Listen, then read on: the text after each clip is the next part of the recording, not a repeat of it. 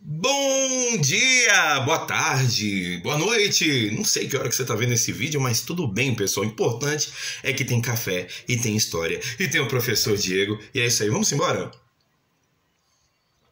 Uma delícia esse café, viu? Bom, pessoal, hoje, meus queridos e minhas queridas do 8º ano, nessa segunda-feira incrível que estamos vivenciando aqui, né, nessa aula da Monsenhor, nós vamos ajudar você, meu queridinho e minha queridinha, a responder as perguntas da atividade que eu passei para vocês, ok?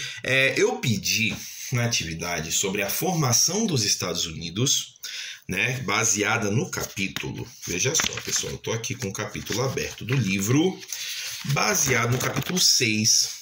Capítulo 6 do livro, vai da página 89 até a página 97, a formação dos Estados Unidos. Tão importante quanto a questão da Revolução Francesa, que nós vimos anteriormente, a formação dos Estados Unidos é importante porque é o país que vai gerar uma base muito forte de integração cultural com o Brasil para formar a ideia do que é a América, né?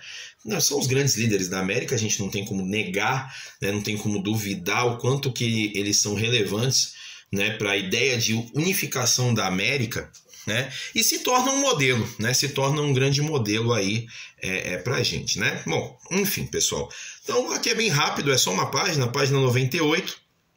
Se precisam responder 5 atividades. Na primeira, tem um texto de 1628 de um colono americano, né? Vale lembrar que os Estados Unidos começa com 13 colônias ali na faixa leste do país, onde ingleses, né, que saem lá da Inglaterra por questões políticas, sociais, raciais e até mesmo religiosas, vêm e começam a habitar aquela faixa leste dos Estados Unidos, né, formando as famosas 13 colônias, né? Bom, sem muita interferência do pessoal lá do Reino da Inglaterra. E aí tem um colono chamado Jonas Michaelius, que ele vai falar sobre os indígenas daquela região. Lembrando que é um conflito muito forte entre os índios, né, os moradores originais do lugar, e as pessoas que chegam para colonizar, da mesma maneira que aconteceu no Brasil. Ok? Vamos ao texto? Quanto aos nativos desse país, encontro-os totalmente selvagens e primitivos, alheios a toda a decência, ou seja, indecentes, mas ainda incivilizados e estúpidos, como estacas de jardim, espertos em todas as perversidades, homens endemoniados, olha só o termo, endemoniados, que não servem a ninguém senão ao diabo. Olha só que louco, né? Bom, a questão diz assim: quais adjetivos Jonas usa para se referir aos indígenas? Bom, tem os mais horríveis aqui, vocês podem responder, né? B, qual a visão dele a respeito dos indígenas? Eu acho que está muito claro no texto, né? Que ele adora os indígenas, ele ama os indígenas. Óbvio que não, né, pessoal? É uma visão totalmente deturpada e de inferiorização, né? E vocês respondem como preferirem. E na letra C, a demonização do indígena pode ter servido para justificar a conquista da América pelos europeus? Sim, porque os europeus diziam que como os indígenas eram burros, imbecis, endemoniados, era preciso catequizá-los, era preciso trazê-los para a fé em Deus e na igreja, né? Então, justifica assim.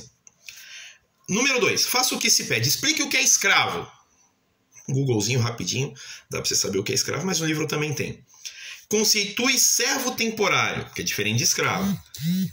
Dá uma dica, escravo é permanente, servo temporário é por um tempo. Ok? C. Escreva um período diferenciando o escravo de servo temporário no contexto das 13 colônias, pessoal. E aqui tem, deixa eu mostrar para vocês aqui, que eu vi esse processo. Aqui também fala da independência americana, é bem interessante. Esse capítulo é bem bacana. E aqui entre as páginas, deixe-me ver aqui, entre as páginas 91 e 92 fala sobre esse processo. Então deem uma olhadinha aí. Ok? 3. Escreva um texto sobre a colonização da América do Norte seguindo o roteiro. A estratégia usada pelas companhias de comércio, tem lá no começo do capítulo que fala sobre isso. Pessoas e grupos atraídos pelas companhias de comércio. E de que forma os conflitos religiosos na Europa influenciaram a ida de ingleses para a América do Norte. Então, o que aconteceu na Europa para fazer essas pessoas irem para a América do Norte, né? Ou seja, para os Estados Unidos? Então, vocês vão pegar esses 3 processos, vão lá no começo do capítulo e vão estruturar um pequenino texto, né? Contando esses 3 pontos, ok? É bem rapidinho, pessoal, uma atividade bem simples. 4. Elabore no caderno um quadro comparativo, pode ser um mapa mental, tá? É bem simplesinho também. Entre as colônias americanas do centro e as do sul, considerando vários aspectos. Onde a gente vai encontrar isso, pessoal? As colônias do centro e do sul, né, a ideia de como eles lidavam com a economia, com sociedade, vocês vão ter também aqui nas páginas 91, deixa eu ver aqui só para confirmar direitinho com vocês, 91 e 92, pessoal, né? Tem ali a divisão no mapa, tem até um mapa, inclusive, que divide essa questão aqui, desse meio para cima as colônias do norte, aqui para baixo as colônias do centro e do sul, né? Para vocês verem aí as diferenças políticas, sociais e afins. É importante a gente ter essa base, né? O norte é normalmente mais voltado a uma economia liberal, né? E o centro e o sul, né? Aliás, o sul, né? O centro-norte mais liberal, mais voltado para o comércio, e o sul mais escravista, né? É importante a gente salientar isso. Então vocês vão ler, né, vão analisar e vão perceber o norte um pouco mais livre, o centro um pouco mais livre, o sul um pouco mais preso, até a própria coroa inglesa mesmo, tá ok? Importante a gente ter esse processo aí bem claro. 5. E para fechar, né? 5. Na segunda metade do século XVIII, a Inglaterra impôs às 13 colônias uma série de leis opressivas. Quais são essas leis? Vamos fazer uma ficha, né? Vamos fichar essas leis. Na página 95... tem explicando. A Inglaterra era a dona das 13 colônias, o que seria os Estados Unidos, mas não aplicava esse poder. Depois de entrar em conflitos com a França, em vários momentos, principalmente na Guerra dos 7 Anos, a Inglaterra começa a voltar as suas atenções para as 13 colônias para recuperar o tempo e o dinheiro perdido enquanto não mandava nos Estados Unidos.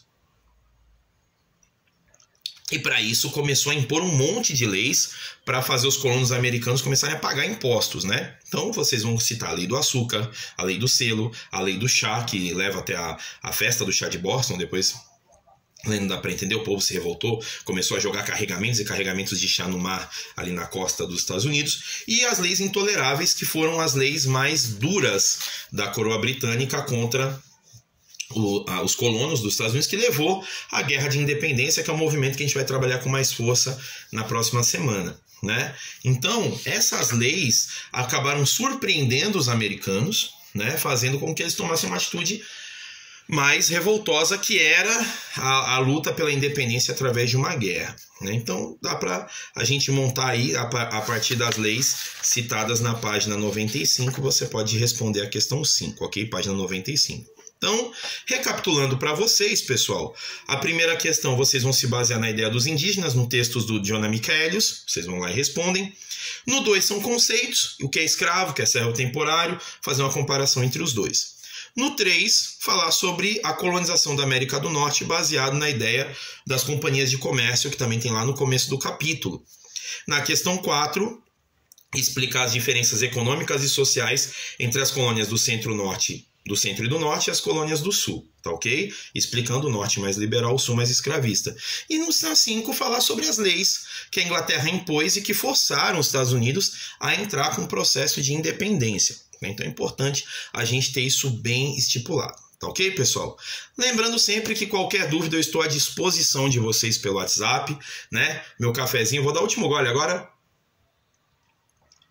O cafezinho acabou, a aula também.